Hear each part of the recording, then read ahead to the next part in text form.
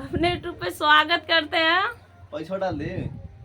अपने यूट्यूब पे स्वागत करते हैं। देखिए आप लोग देवी पचरा गीत लेकर आए हैं। अच्छा लगी तो लाइक करिए, कमेंट करिए, ज्यादा से ज्यादा शेयर करिए। पागल लड़का बैठा है यहीं पे, एकदम भुका रहा है, परेशान कर रहा है हम लोग के।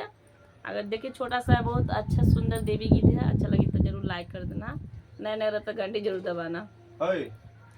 सातो बहिना के मोहनी मुरतिया हो चुनरिया ओढ़ के ना, मैया बैठली मंदिलवा हो चुनरिया ओढ़ के ना, मैया बैठली मंदिलवा हो चुनरिया ओढ़ के ना।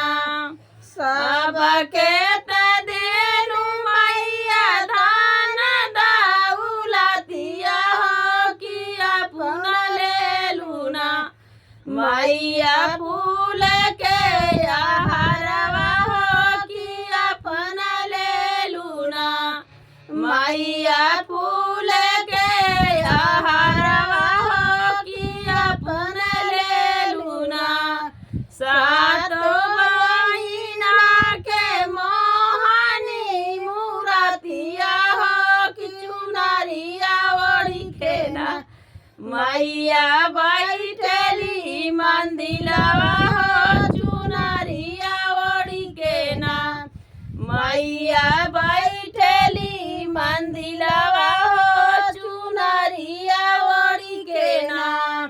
सबके दिहलू मैया लहंगा पटोरवा हो कि अपन लेलू ना, मैया सौरी के आहारवा हो कि अपन लेलू ना, मैया पूरी के आहारवा हो कि अपन लेलू ना। सातो बहिना के मोहनी मुरतिया हो चुनरिया ओढ़ के ना, मैया बैठली मंदिलवा हो चुनरिया ओढ़ के ना, मैया बैठली मंदिलवा हो चुनरिया ओढ़ के ना।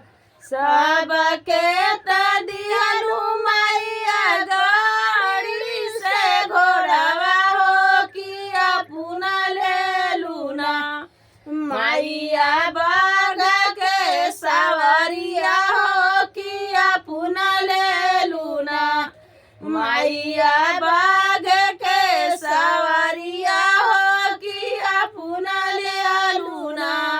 सातो बहिना के मोहनी मुरतिया हो कि चुनरिया ओढ़ के ना, मैया बैठलू मंदिलवा हो चुनरिया ओढ़ के ना, मैया बैठलू मंदिलवा हो चुनरिया ओढ़ के ना।